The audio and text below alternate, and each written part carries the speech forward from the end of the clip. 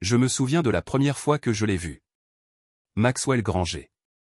Il entra dans le bureau principal comme si on venait de lui offrir le monde sur un plateau d'argent. Costume noir sur mesure, Rolex étincelante, confiance en soi dégoulinant de chaque centimètre de son cadre de 6 pieds, et pas un seul indice sur ce que nous avons réellement fait. « Appelle-moi Max », dit-il, affichant un sourire qui n'atteignit pas vraiment ses yeux.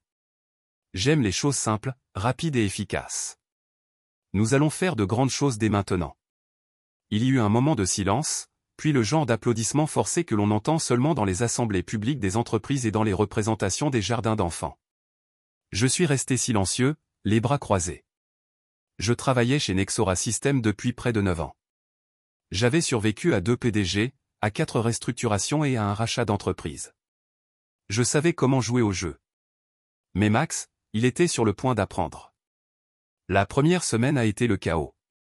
Max a annulé nos réunions régulières d'examen des projets et les a remplacées par des synchronisations de stratégie de vision.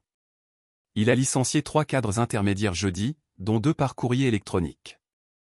Ensuite, il a commencé à apporter des modifications à notre produit logiciel phare même s'il ne comprenait pas l'architecture du système. Ce produit, en passant, je l'ai construit il y a 6 ans après qu'une acquisition ratée nous ait presque fait échouer. J'ai conçu une nouvelle infrastructure back-end. Simplifié, sécurisé, évolutif. Et je ne me suis pas contenté de le concevoir. J'ai breveté le système sous mon nom. Un geste protecteur encouragé par le précédent PDG qui avait déclaré « Emma, si jamais tu pars, nous te supplierons de revenir ». C'était enfoui dans mon contrat de travail. Juste une autre clause que la plupart des dirigeants ne prennent jamais la peine de lire. Mais Max n'avait rien lu. Dès la 2e semaine, il a commencé à m'appeler « responsable technique » au lieu de mon titre actuel, directeur de l'architecture des systèmes. Petite insulte, mais révélatrice. Il évitait le contact visuel lors des réunions, m'interrompait au milieu d'une phrase et félicitait le personnel subalterne pour les idées que j'avais déjà présentées. Jeu de pouvoir classique, rabaissé, discrédité, rejeté. J'ai gardé mon sang-froid. Je le fais toujours, mais j'ai commencé à tout documenter. Puis vint vendredi matin. Max est entré dans mon bureau, s'est appuyé contre le cadre de la porte comme s'il jouait dans un mauvais drame d'entreprise et a dit « Emma, pouvons-nous parler ?» J'ai fait un geste vers la chaise en face de moi. Il ne s'est pas assis.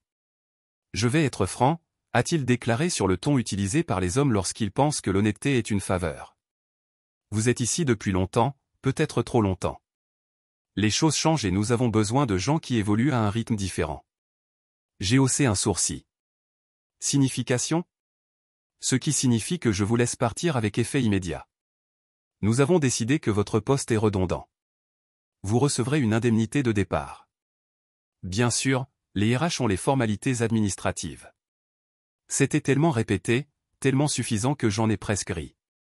Au lieu de cela, je me suis penché en arrière sur ma chaise et je l'ai regardé. Je l'ai vraiment regardé. Il n'en avait aucune idée. Aucune idée de ce que je possédais. Aucune idée de ce que signifiait cette ligne de mon contrat. Aucune idée que sans moi, sans mon consentement écrit explicite, l'entreprise ne pourrait pas légalement continuer à utiliser le système qui gère 82% de ses opérations. Mais je n'ai rien dit de tout cela. J'ai juste souri. Un sourire calme, poli et délibéré. Compris, dis-je en me levant pour lui serrer la main. Il ne l'a pas pris. J'ai juste hoché la tête et me suis détourné comme s'il en avait déjà fini avec moi. En sortant, il lança un dernier commentaire par-dessus son épaule. Je ne suis pas sur le point de dépenser un centime pour un employé incompétent qui a atteint son apogée il y a 5 ans. Mon sourire n'a pas faibli. Bonne chance, Max. Il s'arrêta devant la porte, probablement confus par mon calme. Puis il est parti. J'ai emballé mes affaires lentement, méthodiquement. Quelques objets personnels, une plante que j'avais gardée en vie pendant 5 ans, une clé USB avec rien d'autre dessus que des photos de la dernière équipe hors site. Alors que je traversais le bureau décloisonné, quelques têtes se sont tournées. Certains détournèrent le regard, embarrassés. D'autres m'ont fait de petits signes de tête sympathiques. Personne n'a rien dit. C'est ainsi que la peur se propage dans des endroits comme celui-ci. Tranquillement. Au moment où je suis arrivé à ma voiture, mes mains tremblaient. Pas de tristesse, mais d'adrénaline. Je n'étais pas en colère. Pas encore. J'étais curieux. Combien de temps avant qu'ils réalisent ce qu'ils avaient fait? Je connaissais la réponse. Lundi. Le week-end s'est déroulé comme une lente tempête qui se préparait. Silencieux, lourd et chargé d'électricité statique. Je n'ai dit à personne que j'avais été licencié. Pas ma sœur, qui disait toujours que je travaillais trop dur. Pas mon meilleur ami, qui serait arrivé avec du vin rouge et un plan de vengeance en 5 points. Et certainement pas mon ex-mari, qui m'avait un jour traité de trop intense et marié à votre travail. J'avais besoin de silence, d'espace, de perspective. Vendredi soir, j'ai fait une longue promenade dans la ville, devant les cafés tranquilles et les librairies fermées, laissant l'air froid de la nuit engourdir l'aiguillon de la trahison. Je ne pleurais pas le travail. Je pleurais l'insulte, l'ignorance, l'idée que quelqu'un qui n'avait jamais écrit une seule ligne de code pouvait entrer, éliminer des années de sueur et de sacrifice et qualifier cela de redondant. Le samedi matin, j'étais prêt à travailler. J'ai sorti le contrat de mes dossiers personnels. Tout était là, en noir et blanc. Le brevet inscrit sous mon nom, la clause révisée et notariée, une section soigneusement rédigée qui me donnait tous les droits sur le système architectural que j'avais construit. Nexor disposait d'un accord de licence pour son utilisation, qui exigeait ma participation explicite pour le renouvellement, les mises à jour ou la mise à l'échelle. Et cet accord devait être renouvelé lundi. J'ai laissé échapper un petit rire, non pas parce que c'était drôle, mais parce que le timing était poétique. Vers 15 heures, j'avais envoyé un email au service juridique de Nexor, non pas depuis mon ancien compte professionnel, déjà désactivé, mais depuis mon adresse personnelle. La ligne d'objet était simple. Avis d'expiration de l'utilisation de la propriété intellectuelle. Attention immédiate requise. Je suis resté factuel, calme, sans drame. Juste un rappel que, conformément à notre accord de licence, le droit de l'entreprise d'utiliser le système expirerait dimanche à minuit à moins qu'il ne soit renégocié directement avec moi, le titulaire du brevet. Le non-respect de ces règles constituerait une violation du droit de la propriété intellectuelle et une utilisation continue au-delà de cette limite entraînerait des conséquences juridiques. Je l'ai signé formellement, professionnellement. Emma Langford, inventrice de l'architecture Bacan Nexora V2.3, numéro de brevet US 9347901B. J'ai envoyé en copie leur conseiller juridique, notre ancien CTO, et oui, Max. Ensuite, j'ai fermé mon ordinateur portable et je suis allé courir. 4 miles à travers des rues secondaires brumeuses, évitant les touristes et les vendeurs ambulants, sentant la tension saigner de mon corps. Dimanche après-midi, mon téléphone avait commencé à s'allumer. 2 appels manqués d'un numéro que je n'ai pas reconnu. Un message vocal DRH. Emma, nous espérons clarifier quelque chose concernant votre accord de séparation. Un autre du service juridique. Veuillez nous contacter dans les meilleurs délais pour discuter des termes de votre accord préalable avec la société. Et enfin, tard dans la nuit, un email de Max lui-même. Sujet, incompréhension urgente du contrat. Emma, je crois qu'il y a eu un problème de communication. J'aimerais vous parler directement pour clarifier les choses et résoudre cette situation avant la reprise des affaires lundi. Veuillez m'appeler dès que possible. Max, c'était là. La panique. Je n'ai pas répondu. Laissez-les mijoter. Laissez-les venir travailler lundi matin et réaliser que toute l'infrastructure de l'entreprise, le système de planification, le CRM, les intégrations API, les rapports automatisés, les portails d'accès client dépendaient d'une licence qu'ils n'avaient plus. Je ne voulais pas me venger. Je voulais du respect. Et si cela devait prendre la forme de mets de panique et d'exercices d'incendie légaux, qu'il en soit ainsi. Lorsque lundi est arrivé, j'étais déjà debout depuis des heures. Café préparé, téléphone entièrement chargé, ordinateur portable ouvert. Je me suis assis sur mon canapé avec des leggings et un sweat à capuche surdimensionné, regardant l'horloge sonner vers 8 heures du matin. Le début officiel de la journée de travail de Nexora. À 8h07, ma boîte de réception a explosé. Erreur système. L'authentification back-end a échoué. Urgent. Les clients ne peuvent pas accéder au tableau de bord. Emma, s'il te plaît, appelle-moi maintenant. De Max. Puis est venu un texto de Nicole, une vieille amie du produit. Nicole, c'est toi qui as fait ça? S'il te plaît, dis-moi que tu as fait ça. Max est en train de perdre la tête. Des systèmes entiers en panne, des réunions annulées, des clients qui appellent sans arrêt. Le tableau est en boucle. J'ai souri, pas par méchanceté, mais par clarté. Ce n'était pas du sabotage. C'est ce qui s'est produit lorsque les personnes au pouvoir ont assumé la compétence sans preuve et ont rejeté la valeur sans la comprendre. À 8h31, mon téléphone a sonné. Cette fois, j'ai répondu. Emma. La voix de Max résonna dans le haut-parleur. Un calme forcé superposé à une panique totale. Nous devons parler. Je n'avais aucune idée de la situation des brevets. Revenons au bureau, dit-il. Je l'ai coupé doucement. Je suis heureux de parler, Max, mais pas d'un travail. Nous discutons maintenant de licence en tant que partenaire externe. Silence.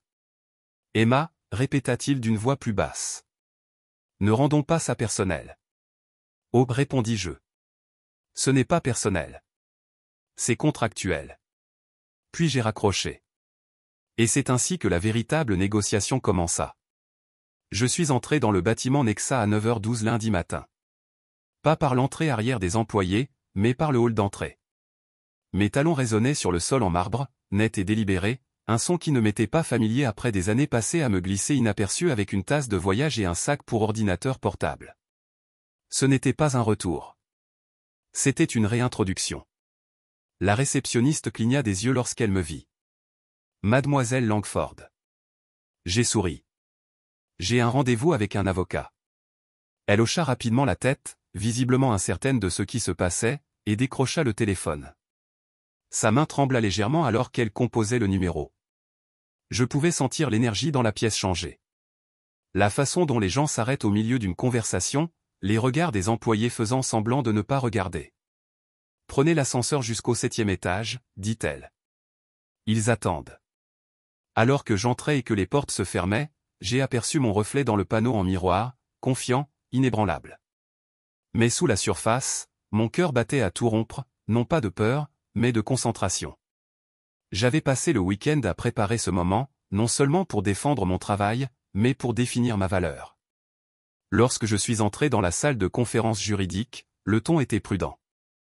L'avocat général de l'entreprise s'est levé pour me saluer, suivi de 2 membres de l'équipe juridique interne et d'un conseiller principal que j'ai reconnu issu d'une ancienne fusion. Max n'était pas là. Je m'assis au fond de la table. Laissez-les venir à moi. Emma, commença l'avocat général, sa voix douce mais coupée. Nous apprécions votre venue.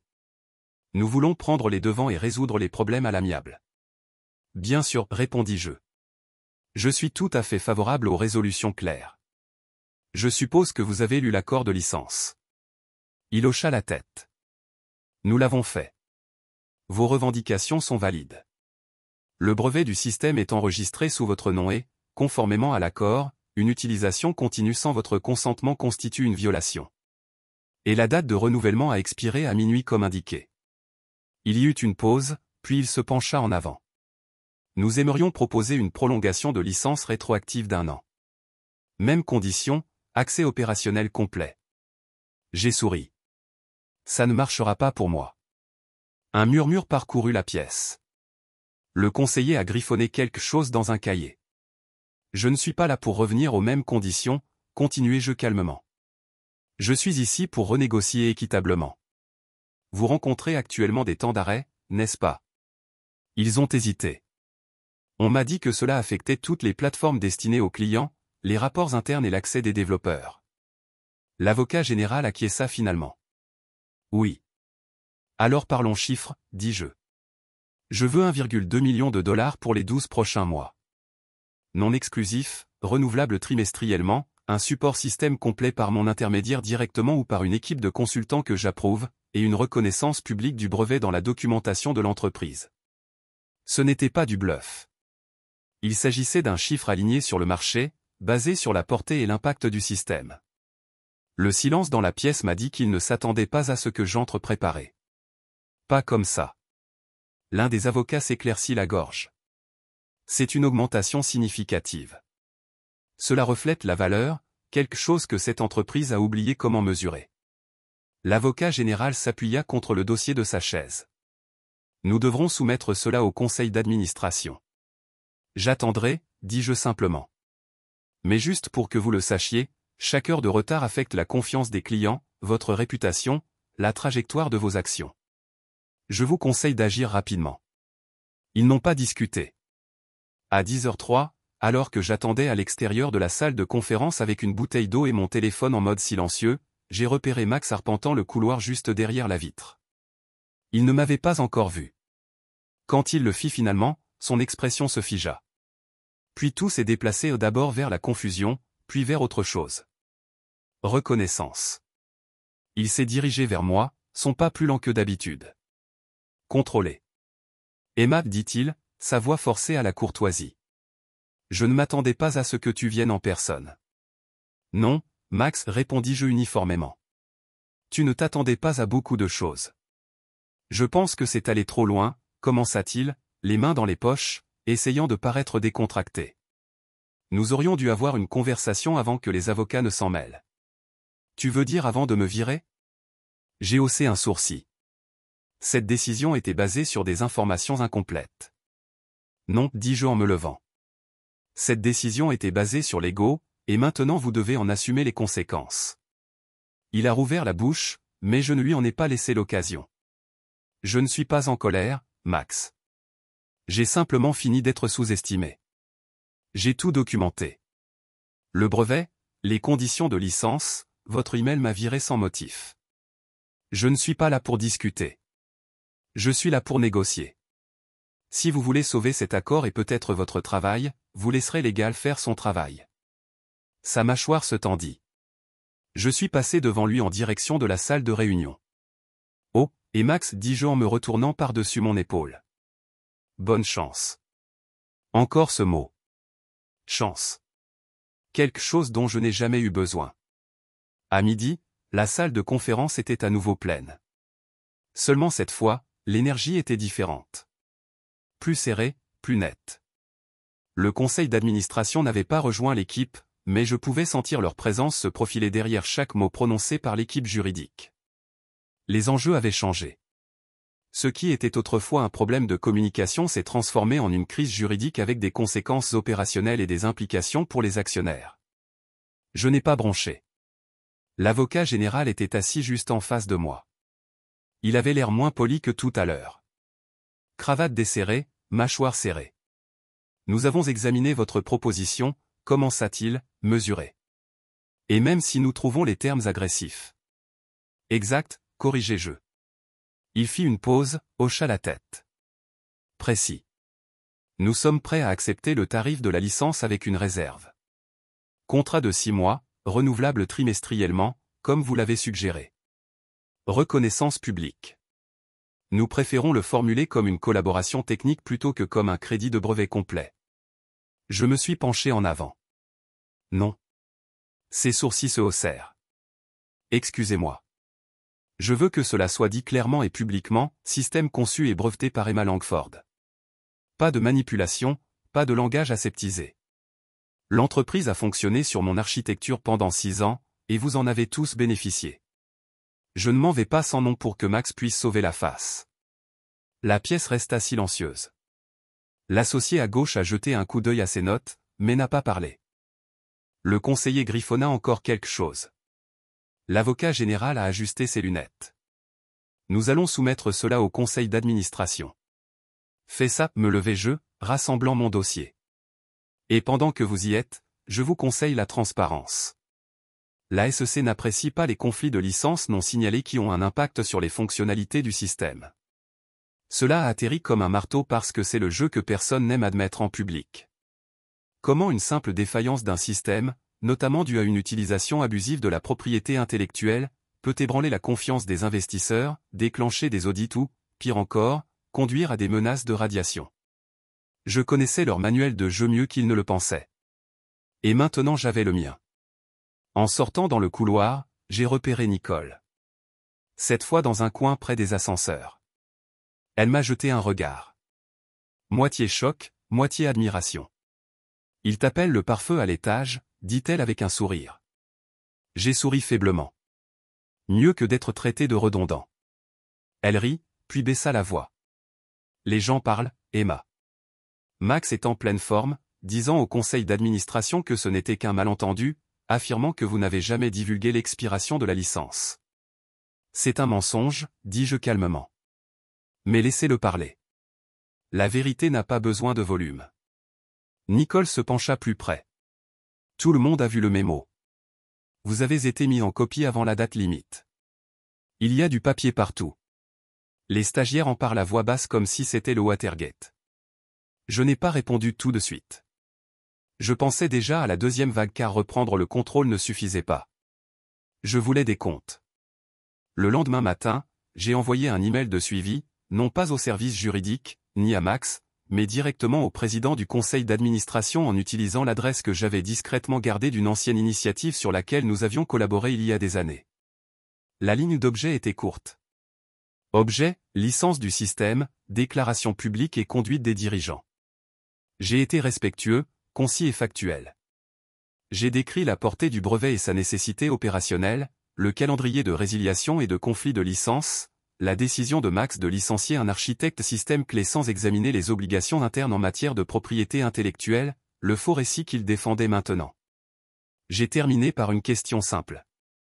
Si c'est ainsi qu'il gère les ressources internes, comment attendez-vous de lui qu'il gère les partenaires externes, les fournisseurs ou les régulateurs?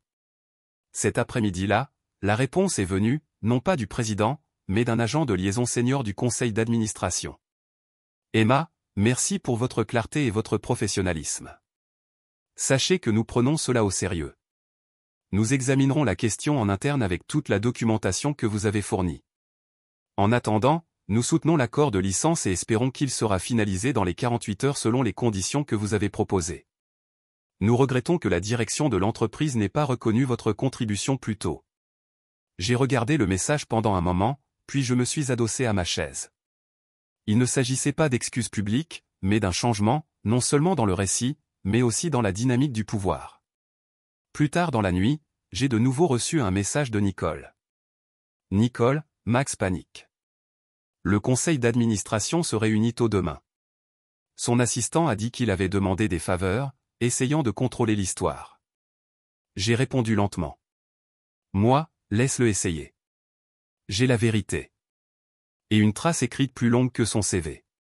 Le lendemain serait bien plus qu'un accord de licence. Ce serait un compte à rendre. Le conseil d'administration s'est réuni mercredi matin à 9h précise. À 9h23, j'étais connecté. Pas par Max, ni par le service juridique, mais par le président du conseil d'administration lui-même. L'email était bref, mais le ton était clair. Veuillez nous rejoindre pour une séance à huis clos à 11h. Votre avis sera précieux pour la discussion en cours. Encore une fois, ce mot est précieux. Il y a 2 semaines, j'étais incompétent. Maintenant, j'étais précieux. L'ironie aurait été drôle si elle n'avait pas été aussi révélatrice. À 10h55, je suis entré dans la salle de réunion de la direction, au dernier étage du bâtiment Nexora, une pièce dans laquelle je n'étais entré qu'une seule fois auparavant, il y a des années, pour présenter une feuille de route de mise à niveau du système avec l'ancien PDG. À l'époque, je restais dans un coin inaperçu. Aujourd'hui, je me suis dirigé directement vers la chaise qui m'était réservée. Aucune hésitation. Max était déjà assis du côté opposé, les bras croisés, le téléphone posé sur la table comme un accessoire qu'il n'avait pas le droit de toucher. Sa cravate était parfaite, son sourire répété, mais l'inquiétude dans ses yeux n'était pas mise en scène. Le président du conseil d'administration a ouvert la séance avec des formalités, puis s'est tourné vers moi. Emma, merci de votre participation. Nous avons examiné les conditions de licence et votre documentation. Nous aimerions connaître brièvement votre point de vue avant de délibérer. J'ai hoché la tête. Bien sûr. Je me suis levé, j'ai déplié mes notes, mais je ne les ai pas lues. Au lieu de cela, j'ai regardé chaque membre du conseil d'administration dans les yeux et j'ai dit. Le leadership n'est pas une question de contrôle. Il s'agit de clarté, de connaître les systèmes qui font fonctionner votre entreprise, technique ou humain. Lorsqu'un nouveau cadre entre dans un système qu'il ne comprend pas, il a 2 choix, écouter ou passer au bulldozer. Max a choisi ce dernier. Max bougea sur son siège mais ne l'interrompit pas. Il m'a traité d'incompétent, m'a licencié sans examen, puis a ignoré les implications juridiques de l'infrastructure sur laquelle il s'appuyait pour faire fonctionner l'entreprise. Pire encore, il n'a commencé à écouter qu'après une panne. Après que les serveurs se soient éteints et que les clients aient commencé à appeler. J'ai laissé ça reposer. Tout ce que j'ai fait, Chaque système que j'ai construit a été conçu pour protéger cette entreprise. Mais aucun système ne peut vous protéger de l'arrogance. Et si votre PDG ne comprend pas l'architecture de vos opérations ou la valeur des personnes qui les soutiennent, vous ne courez pas seulement un risque juridique, vous courez un risque fondamentalement. Silence. Puis un membre du conseil d'administration s'est penché en avant. Que feriez-vous si vous étiez à sa place? J'ai souri légèrement. Je ne serais pas à sa place. Je serais à côté de quelqu'un qui comprend le produit, la culture et les aspects juridiques. Je construirais un modèle de leadership qui valorise la collaboration plutôt que le contrôle. Et je n'attendrai pas un procès pour commencer à respecter les personnes qui maintiennent cet endroit debout. Il y eut une pause. Puis le président s'éclaircit la gorge. Merci, Emma. Vous pouvez attendre dehors pendant que nous délibérons. Je me suis levé, j'ai fait un signe de tête à chacun d'eux et j'ai quitté la pièce. 10 minutes plus tard, j'ai entendu des voix élevées à travers le mur. Pas le mien. Celui de Max. Il démêlait, détournait, blâmait le juridique, le CTO et même les RH. C'était sa dernière pièce. Déplacer le blâme jusqu'à ce qu'il s'évapore. Mais cette fois, ça n'a pas marché. À 11h47, le président du conseil d'administration s'est retiré. Emma, nous avons terminé notre séance. Nous aimerions vous parler à nouveau en privé. Je l'ai suivi à l'intérieur. Cette fois, Max était parti. La chaise s'assit et croisa les mains sur la table. Avec effet immédiat, a-t-il déclaré, Maxwell Granger a été mis en congé administratif en attendant un examen formel. Nous publierons une déclaration révisée au personnel clarifiant la situation et reconnaissant publiquement votre contribution à l'infrastructure et au rétablissement de Nexora. Il m'a remis une version imprimée du message officiel. J'ai lu la première ligne à haute voix. Nous reconnaissons le leadership, l'innovation et la propriété intellectuelle d'Emma Langford comme étant essentielles au succès de Nexora. Cela m'a frappé plus fort que prévu, non pas parce que j'avais besoin de reconnaissance, mais parce que je savais combien de femmes dans le secteur de la technologie ne l'avaient jamais obtenue. Comment souhaiteriez-vous procéder? A demandé le président. J'ai déjà accepté la licence, ai-je dit. Mais j'aimerais aussi proposer des services de conseil, à court terme et sans retour à temps plein. Je veux de l'autonomie et je veux vous aider à construire des protections pour que cela n'arrive à personne d'autre. Il hocha la tête. Considérez que c'est fait. Je me levai et alors que je me tournais pour partir, il ajouta. Emma, oui. Vous n'avez pas seulement protégé le système. Vous avez sauvé l'entreprise. J'ai hoché doucement la tête. Je sais. En sortant de la pièce, le poids qui m'était accroché depuis des jours a commencé à se dissiper. Pas d'un seul coup, mais en morceaux comme une armure dont je n'avais plus besoin. Dans le couloir, Nicole attendait. Il est parti, murmura-t-elle. J'ai souri. Il est suspendu pour l'instant. Et toi? J'ai regardé dans le couloir vers les parois vitrées du sol sur lequel je travaillais. Je ne fais que commencer. L'annonce interne a été mise en ligne à 14h03. Vendredi. Avec effet immédiat, Maxwell Granger a été mis en congé administratif dans l'attente d'une enquête approfondie sur les récentes décisions de la direction, y compris les procédures de licenciement et la surveillance contractuelle. Nexor Systems reconnaît également officiellement Emma Langford comme l'architecte de notre infrastructure de base. Ces conditions de brevet et de licence font désormais partie de notre accord d'exploitation officiel. Nous sommes reconnaissants pour son partenariat continu et son leadership tout au long de cette transition. Le message était simple, mais au sein de l'entreprise, il a fait un coup de tonnerre. Au moment où j'ai quitté le bâtiment ce jour-là, le silence dans les couloirs s'était transformé en sourire prudent, en hochement de tête rapide et en murmurant « Félicitations ». De personnes qui ne m'avaient pas regardé dans les yeux depuis des semaines. Ce n'était pas une justification que je recherchais. C'était une reconnaissance. Et plus encore, c'était un changement. Le lundi suivant, j'ai de nouveau rencontré l'égal. Cette fois, il ne s'agit pas d'un point de crise, mais de la proposition d'un nouveau cadre, d'un système qui sauvegarderait les innovations internes et protégerait les employés contre les fautes professionnelles de leadership. Il comprenait des examens automatiques des contrats de propriété intellectuelle lors des transitions de direction, des rapports de dénonciation anonymes directement liés à la surveillance du conseil d'administration, un programme de mentorat pour les ingénieurs juniors axé sur la propriété, le crédit et la définition des limites. Je ne voulais pas repartir avec une victoire. Je voulais laisser quelque chose derrière moi. En une semaine, l'accord de consultation était finalisé. Je resterai en poste pendant 90 jours, aidant à stabiliser le système après la panique et à préparer le prochain architecte principal à prendre le relais. Mes conditions, mon rythme. Les gens me demandaient encore si je revenais à temps plein. La réponse était toujours non. Car même si j'adorais mon travail, l'entreprise avait changé. Et moi aussi. Un après-midi, 2 semaines après mon nouveau poste, je me trouvais à l'extérieur du bâtiment après une longue réunion et j'ai remarqué un groupe de stagiaires qui passaient. L'une d'elles, une jeune femme aux lunettes épaisses et au sourire nerveux, s'arrêta en m'apercevant. « Êtes-vous Emma Langford ?» elle a demandé. J'ai hoché la tête, son visage s'est illuminé. « Je voulais juste vous remercier. Ce que vous avez fait est un peu légendaire. Nous en parlons tout le temps sur les chaînes Slack. Vous avez permis aux gens de s'exprimer. » J'ai souri sincèrement. « Alors continuez à parler, dis-je. N'attendez pas la permission. » Elle hocha la tête et courut pour rattraper son groupe, me laissant un sentiment étrange. Pas vraiment de fierté. Quelque chose de plus profond. Héritage. Ce week-end-là, je me suis enfin permis d'expirer.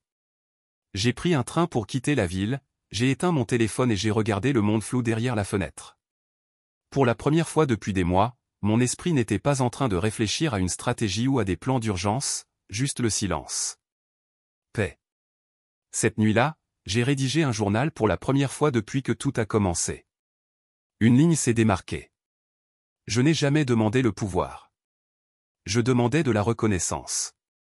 Et comme ils ne pouvaient pas me l'offrir, j'ai créé ma propre table au lieu de mendier une place chez eux. Dans les semaines qui suivirent, la nouvelle tomba. Le congé de Max est devenu permanent. Le langage officiel a évoqué des différences irréconciliables en matière de leadership. Il y avait des rumeurs sur d'autres plaintes, d'autres licenciements balayés sous le tapis avant le mien. La culture de l'entreprise a commencé à évoluer lentement mais visiblement. Les entretiens de sortie étaient en cours de restructuration. La formation interne inclut désormais une sensibilisation à la propriété intellectuelle. Et pour la première fois, l'attribution des crédits a été intégrée aux étapes d'ingénierie. Quelques dirigeants ont tenté de réécrire l'histoire. Emma a toujours fait partie de l'équipe, a déclaré l'un d'entre eux lors d'un panel.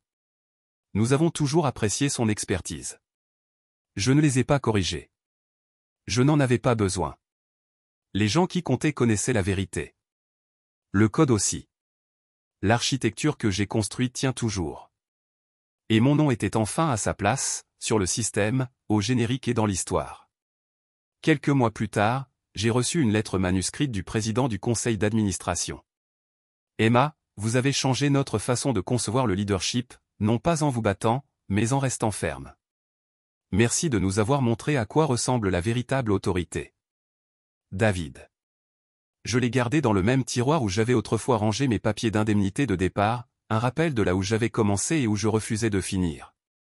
Aujourd'hui, je dirige mon propre cabinet de conseil. Je travaille avec des entreprises qui veulent plus qu'un leadership tape à accent grave l'œil. Ils veulent des systèmes durables et des personnes responsabilisées. Je choisis mes clients avec soin. J'ai fixé mes propres limites. Et je ne signe jamais rien sans lire les petits caractères. Parce qu'au final, cette histoire n'était pas une vengeance.